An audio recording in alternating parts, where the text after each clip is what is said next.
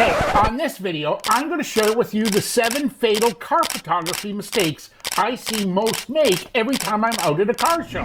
And most don't even know they're making them. Ask me how I know about these. Why do I call them fatal mistakes? Because when you look at the pictures, there's no amount of Photoshop editing that can actually make it a usable shot. So let's jump into this right now. I've got loads of examples to show you to drive my point home.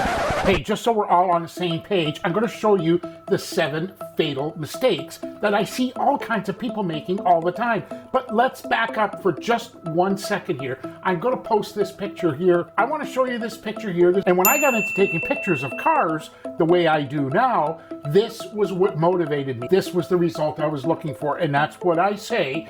I want to be able to take a picture at a car show because I don't have a studio, but take that picture and make it look like something the vehicle manufacturer would actually sell you if they were trying to sell you the car. It's just a good reminder is we'll slip that picture down here and keep it out of the way so we can go through all the examples. And probably one of the biggest things that I see all the time is taking pictures in direct sunlight. This isn't my photograph. I pulled this off a site. You got the specular highlights and you've got all these other highlights. Again, I'm not saying it's wrong or it's a bad photograph. I'm just saying this is the type of stuff you don't see in an image from a manufacturer. Likewise, when you go to a show broad daylight and you deal with sunlight and the shadows, I have not checked this, but that is just looking at it. It's probably a difference of 2 stops of light from the shadow area to the full lit area. Likewise, you get images like this. Great picture of the car, except we're being burnt out on the back with those highlights. Go to take some details and you've got this specular highlights showing. Whenever you have sun, you then have shade and shadows.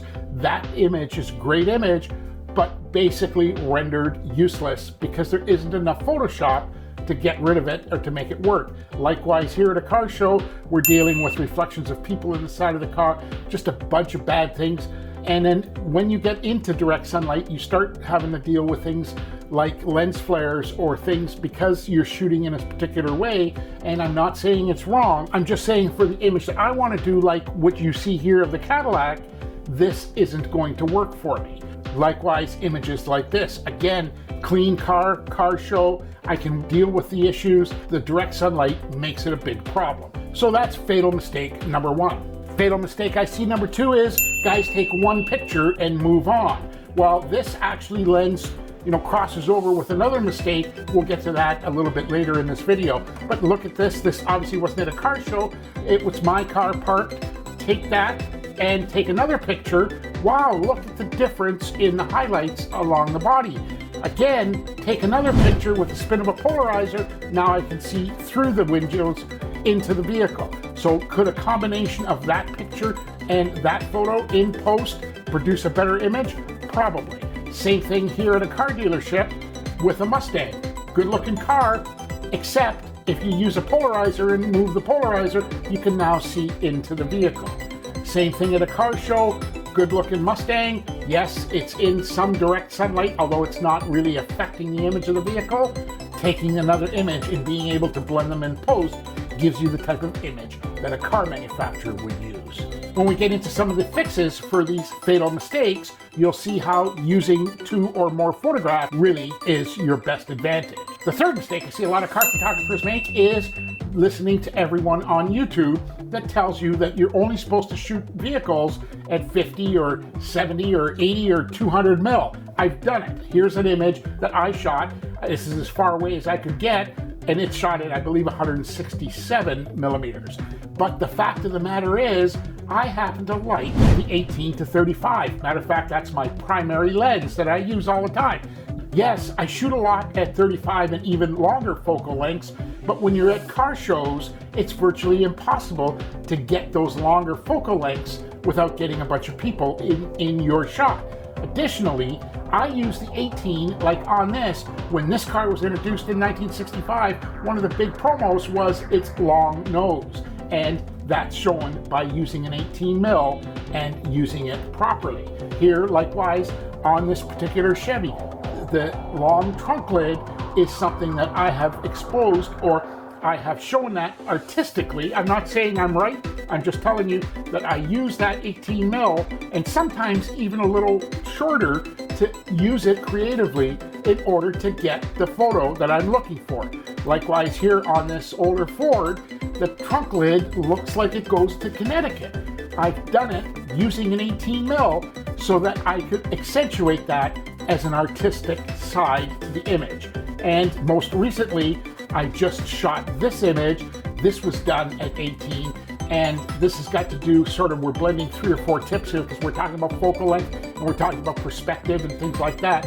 I put this image together using a tripod and being able to get close enough to the vehicle and up close in order to display it that way. Another fatal mistake I see a lot of guys at shows do is not using a tripod. Let's understand this. I don't like a tripod any more than you do. Matter of fact, I've got some bad names for my tripods. And here's a look at one that I've started to use, and this lets me get the low-end pictures and do it consecutively and do it well. Although I have a Manfrotto that does let me get low, this particular one I've just started to use, and as you can see, it lets me use that camera and get an angle that's just not available any other way. Well, of course, unless you want to get down on the ground and lie down. That's another error. I understand you may get in the way of people at the shows, but using it and using it correctly with that wider angle can provide a lot of shots that people just don't see every day. Number 5, I see this opportunity missed all the time, and that is being able to take photographs of cars at shows or anywhere else with the lights on. Adding lights to any photo of a vehicle adds another dimension. This particular one, I want to explain specifically that this starburst is a direct result of shooting f/16 or higher. Now, obviously this is done on a tripod to get that, but adding the lights to the vehicle and that starburst is an important facet that you can use creatively in taking pictures at car shows. This particular one is a Corvette that I took at a car show, and I'll show you the picture, the composite that was done from this. And again, this talks about perspective and other things. This particular Corvette was the one that was manufactured for Nicolas Cage. And of course, there's a name that's attached to it, and I wanted to expose that getting close to the tire because all the wheels had the Nicolas Cage inscription on it. Using that perspective, the low end with the lights on adds something to the vehicle that you just don't get snapping a picture of a car. And of course, taking a picture with the lights on adds a perspective that you just don't get walking around taking pictures. There's other pictures. This, of course, wasn't at a show, but a good solid picture. This McLaren was at a show. Lights on, again, adds a different perspective. Here's one that I shot quite a while ago of my vehicle and did a composite. But using the lights as a different element in your photographs and then getting the f/16 exposure adds something to the vehicle that you just don't find every day.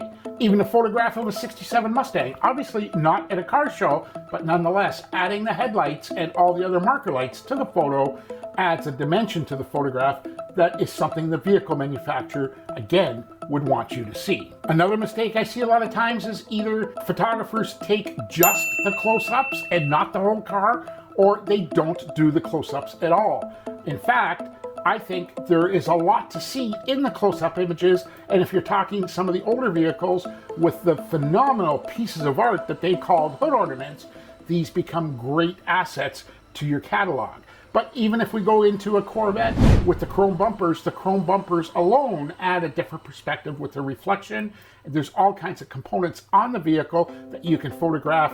Again, I'm not a big fan of all close-ups like that. I like the entire vehicle, but there is so much to see in some of the detail that you don't see a lot of guys shooting the details with the full photograph, or they're doing all details and not the entire car. And the 7th fatal sin that I see car photographers miss all the time is not using a circular polarizer. So at car shows, obviously McLaren show up. Nice car, good looking shot. Except if you don't have a CPL, you're missing the inside. You can't get around it any other way. Another Ferrari shows up at a show, no CPL. Well, with the CPL, you get to incorporate the interior. Combining the two photos, of course, is a post-processing issue, but nonetheless, it gets you the image. Corvettes, always at shows, except when you don't have a polarizer, you get that. but with a CPL, you get to see through and inside the vehicle. This is the composite of what come of that photo shoot. Even if you're shooting with the lights on, the circular polarizer adds a whole lot to be able to expose the inside of the vehicle. Adds another dimension to everything that you're doing. So it's critical. I don't see photographers using circular polarizers at simple places like shows, yet every pro you see uses them. I think these are great examples of exactly what you want. And probably the biggest mistake I see photographers make whenever they're shooting a car is not understanding that taking a picture of a car is like taking a picture of a mirror. And here's a good example. This isn't my picture, but we can see the building across the street almost better than we can see what type of vehicle we're looking at. Here's another one, perfect up close shot of a taillight, but we can see the cars and the people in the reflection. Here's another shot, unusable as far as I'm concerned, because the reflections in the back end of the vehicle are just way too much. Same thing goes with things like this, where people aren't looking at what they're photographing. We have a big red something or other in the background that is reflecting color down the side of the vehicle, rendering that basically unusable. And then there's things like great pictures of grills, except the person dressed up in the lime green is reflecting in the grill.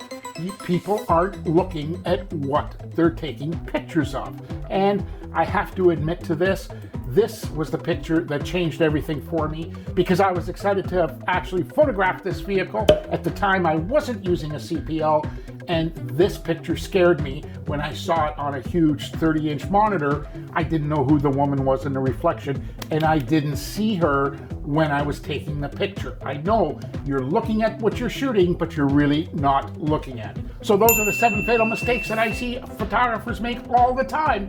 Most of them don't even know they're doing it, and most are guilty of at least 3. Do you agree? Let me know in the comments down below. If you have any questions, anything you're not sure of, or any other comments, I read every one of them, I promise. And hey, if I've been able to show you one of my tips, tricks, hacks, or strategies that helps you improve your photography, would it be a bad idea to go ahead and hit that like button? That way, I know this is the type of content you want to see more of, and it even tells YouTube that they should push this out to more photographers just like you. If you really want to make my day, go ahead and hit that subscribe button, ring the bell icon. That way you'll be notified every time I upload new content. Now that we got all those fatal errors fixed and out of the way, you should head over here and watch this video where I share my secret, simple Photoshop edit that's guaranteed to take your auto photography to the next level. So you go ahead and do that, and I'll see you over there, okay?